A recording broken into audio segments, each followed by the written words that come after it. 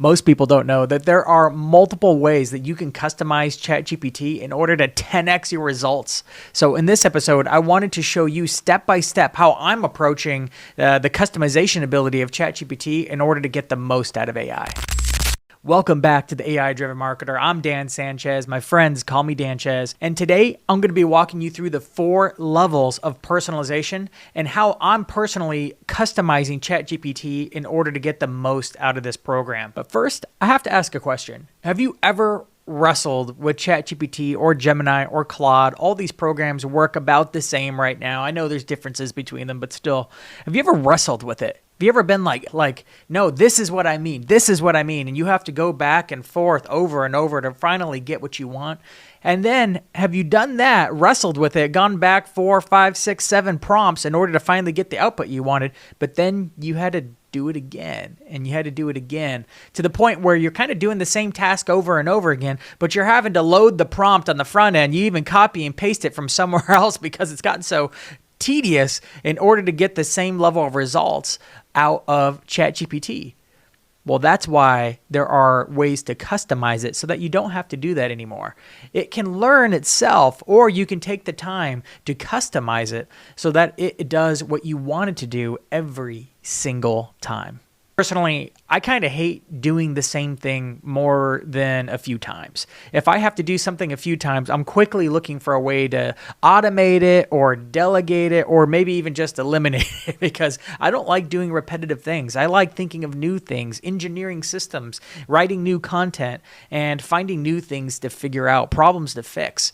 So by the time I'm having to do something again, I'm quickly figuring out who can do this or how can AI automate it, which is why I'm here talking about AI today. It's one of the things about me that has led me to go deep into automation, deep into setting up even SOPs, those standard operating procedures for teams, so I can effectively record a how-to video or a Loom video or something, or a video like this, and then hand it off to somebody else to be like, here's the process for how to do the thing. I've figured it out. Please take it, complete it, even improve it if you'd like.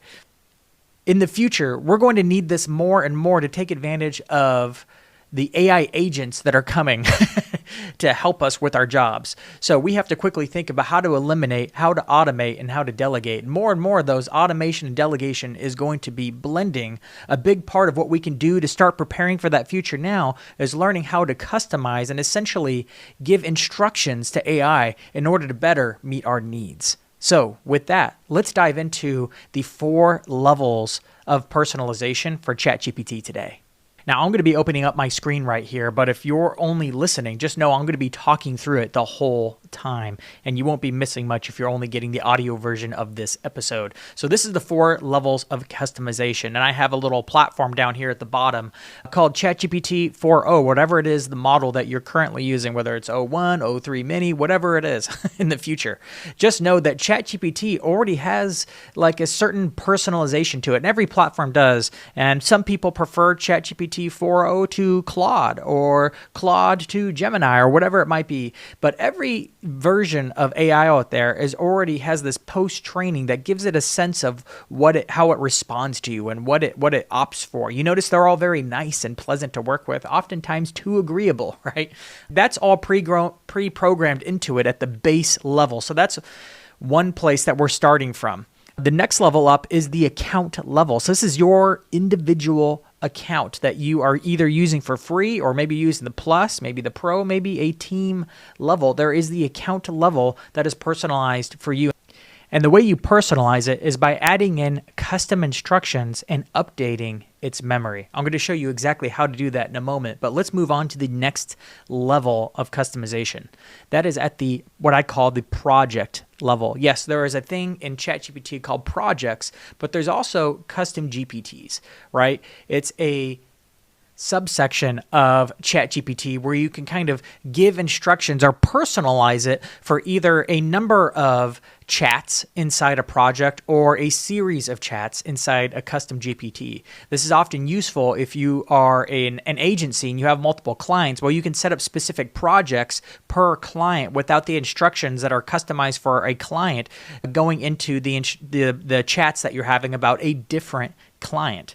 And then the last one, of course, is down to the individual chat or prompt. So this is what's happening, and where most people are missing it is around this project or account level. They're leaning on what's already programmed to ChatGPT 4.0 or to Claude or to Gemini, and then they're just loading everything into the prompt at the final level. But what we want to do in this video is talk about how to use projects and custom GPTs at the project level and custom instructions and memory at the account level in order to make the most of AI. So let me show you how I'm organizing it in order to make the most of it. Now here I'm logged into my custom GPT, and let's start at that first account level before exploring custom GPTs and projects. I'm going to go into the upper right hand corner and click on my profile tab. There, the menu drops down and there is a button for settings. I'm going to go ahead and click that.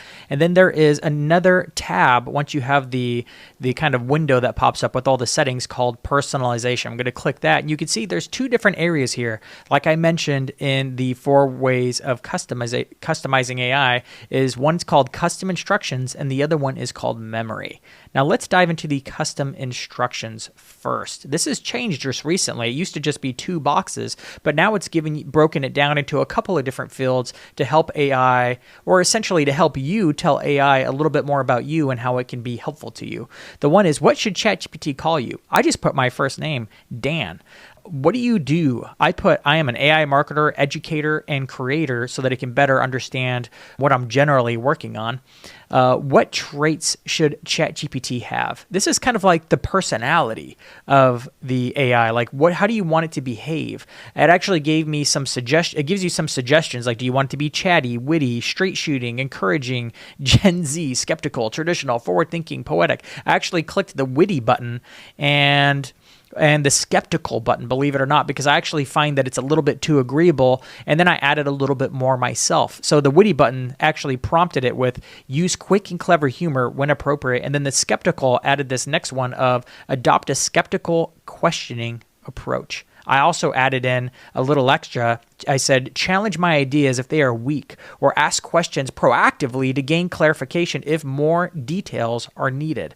Because there's often times where I'm telling it to do something when if I were delegating it to a person, that person, a clever person would be like, hey, like, I understand you want me to build a marketing plan, but like, can you give me a few more details first so that I can go off and do the project that you want me to complete? I want AI to proactively prompt me back when it needs more details in order to do a good job. So I've instructed it to do this, and I found that it does do a better job, and the personality is a little bit more interesting when you ask it to put some clever humor into it and ask it to be a little bit more skeptical in order to push back on you a bit more. Now, the next part is anything else ChatGPT should know about you, which is pretty much a grab bag of whatever else you want to load into it. I put a bunch of different things, and I've just collected these things because I found that over time, these are just things that I generally want it to do across all my custom GPTs, across every chat. There's no exception for these things. So you have to think about that at the account level. Like, what are the things that I want ChatGPT to do? Every time X is mentioned, I want it to do Y. Every time I tell it to do A, it remembers B. This is what I've put here for mine. So I find if I'm having to tell it things multiple times and to remember it, even across custom GPTs, I end up putting it here. The first one that I have from like a long time ago is always use the word dive in place of delve, right? That's kind of an old one. We all got sick of that word real fast. Another one I have in here is anytime I ask you to write content for a blog, article, social post, report, proposal, or presentation, use the Canvas feature. If anytime I ask it to write content, I never want the content to be in the chat thread. I always want it to be pushed into a Canvas, just a personal preference of mine. Sometimes it auto-detects it. I find it still misses it even with this in the instructions. So just keep that in mind, that just because you put it in here doesn't mean it's always going to hit it, but it helps it lean more towards that. And then the last one I put in here is essentially a bunch of different bullet points. I got like a paragraph here on how I want it to write a blog post. I have a very specific way that I like blog posts, and there's no exception to it. No matter what client I'm writing a blog post for, whether it's for myself, my employer, a freelance project, it doesn't matter. I always want blog post to have these things in mind. Things like it should be broken up into multiple chunks, including headers, subheaders, and bulleted and numbered lists, bolded sentences. It should be written directly to the reader from the writer's perspective. And I gave an example. So here's what I find works for me that you can try yourself, right? I have a tone to write in a casual yet authoritative tone. This is my general standard blog post format. And then I give it a few other pieces of advice on how to write for a blog post. But those are things that I always wanted to do no matter where I'm at in ChatGPT. So that's everything under Customize ChatGPT. Let's go back a level. I'm going to go ahead and click Cancel and go to Memory. I'm going to go ahead and click Manage Memories. You can see it remembers things over time. Every once in a while, when you say an I statement, I this, I that, it tends to have a little bubble that pops up like memory updated, and it creates a little summary of what you told it. And it'll remember all kinds of things like, hey, Dan has an 8-year-old child and a 10-year-old child. Dan's son, Noah, is 10 years old and is interested in learning marketing. Dan is thinking about activities to start teaching Noah marketing, right? So it remembers all these little things that are just kind of helpful over time. I'm going to give you a big tip at the end of this episode to talk about how you can really load these memories up with really useful things instead of random things that it's picking up as we go. So in the memories section, we can actually update memories through this settings interface, but we can't update it through ChatGPT itself. You could just say, hey, chat, I want you to remember this about me, and then tell it what you want it to remember in order to load this memory section. But from the settings pane, we can go through here and periodically look through here and then just delete things that don't need to be here anymore. Or you can just clear the whole memory bank. So I'm going to go ahead and X out of this and come back to the home page of ChatGPT where it says, what can I help you with? To dive into the next level. So again, for the 4 levels of personalization, that was the level up from just using plain vanilla. This is at the account level, the custom instructions and memory. But there are often times where we have lots of different areas of our life that we're managing through AI now. Like I know I use it personally. I use it for homeschool. I often will use it for my employer, of course, and for my AI-driven marketer podcast, like we're talking about right now. And I've used it for clients in the past. I've used it even for managing like some of my church's content. So there's all these different areas, and it needs to remember these things about me without them overlapping, right? Because there's things that I do over and over again for this podcast that I don't need those instructions to get confused over with the work that I do for Social Media Examiner, my employer, right? So for that, we have to take the instructions and the personalization and the things that we want to remember and either put into a custom GPT or a project. So I actually use multiple projects. And speaking of projects, I did a whole in-depth tutorial on why I love projects, how to make the most of them with some case studies of how I'm using projects. I'm not going to cover it here, but I actually released that in the AI Business Society from Social Media Examiner. So I'll drop a link in the description if you want to go and check that out. I am producing content that is just for them. And so it's one of my favorite features in ChatGPT now. If you want to check that out, it's over in the AI Business Society.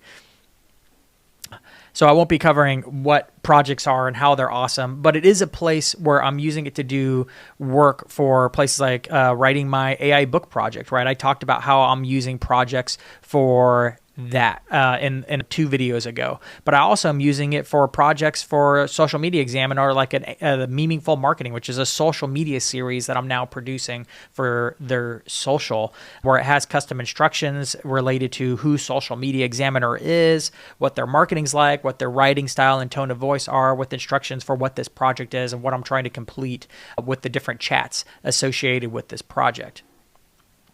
You can see over here on the left side, I have dozens of custom GPTs.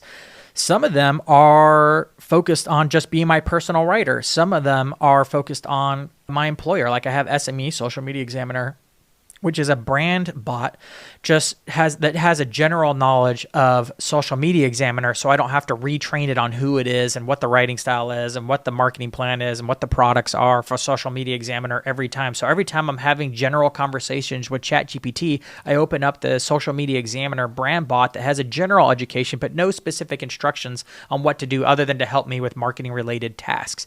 If you are an agency, you should have a brand bot for every client and then maybe even some custom GPTs GPTs that perform very specific tasks. Again, I've done episodes in the past about building general custom GPTs versus specific custom GPTs that only accomplish a very specific task through multi-step instructions. So I'll link to that in the description too. But both projects and custom GPTs can have layered instructions or even documents that they can go to in order to better personalize the results. Because again, the goal is for you to not have to repeat instructing it the same way every single time. In fact, once I am telling it the same thing, I'm often popping up the instructions and just adding another note like, hey, remember every single time I do this, remember that. And I do it. I'm constantly popping into these things where you can see even this upper right hand, I have the SME bot open in the upper left hand corner. I can do this little drop down and click edit GPT, open it up, and then just start customizing the instructions right there, click update, and then go back to what I was doing so that I don't have to remember to tell it again that what my expectations are when I give it a certain prompt. It could just remember that, so I don't have to make a huge, super long mega prompt every time. I could just give it the simple prompt, knowing that it's going to remember generally what I want. And again, at the last level, there's not always a place to put instructions. You have to wrestle with it a little bit first in order to know what you want. So lastly, I wanted to show you 2 ways that you can get started today in order to customize ChatGPT so you can 10x your results. One is what I'm calling the one prompt to 10x your future ChatGPT outputs. This is an episode I did a few months ago, and I am bringing it back because it's so freaking good. You need to try this. I did a whole episode about this, but let me kind of summarize it. I essentially put it down here, even in the show notes of this one, if you want to try it. But there is a single prompt that you can put into ChatGPT for it to prompt you in order for you to give it the answers it needs in order to customize just the memory across the account with general things that it needs to know about you in order to customize its results for the future. Let me read the prompt to you. I want you to understand me on a foundational level, gathering information that would be helpful across the broad range of future interactions and topics. Start by reviewing what you already know about me, if anything, and then build on that by asking questions that go beyond my current needs or immediate tasks. Focus on learning about my core values, preferences, long-term goals, and unique personal and professional characteristics. Your goal is to ask me about things that, once known, will help you understand my perspective, decision-making style, and motivations in any context. Prioritize questions that would help you provide relevant and personalized support across multiple areas of life, not just immediate requests. Think about who I am holistically and ask what would help you serve me well over time. Yes, it's a paragraph of a prompt, but I promise the questions that it will generate from this one prompt, and then if you go and answer it, I especially like just dictating my answers back into one long paragraph because it will then update its memory with multiple segments of your answers so that it can better serve you over time. And then the last piece of advice I have for you to get started on this today, other than this one mega prompt, is to actually think about the things you're having to ask it over and over and over again. You probably know 1 or 2 off the top of your mind that you can put into the custom instructions right now. But there will be things. So I want you to keep your eyes peeled and your mind tuned to the things that you're wrestling with. You're like, oh, every time I have to work with it over and over again to get it to remember this thing. What is that thing? Stay tuned for when those things come up and be like, this is a moment I need to either update it at a project or custom GPT level or at an account level in order for me to customize ChatGPT to work smarter rather than working harder with AI. If you've enjoyed this episode, remember to subscribe on YouTube or via the podcast to tap that follow button, Apple or Spotify, wherever you're listening, and give it a rating that you feel like it deserves. Or on YouTube, just give it a thumbs up. Every time you do helps this show tremendously. And don't forget to subscribe via the newsletter at aidrivenmarketer.com.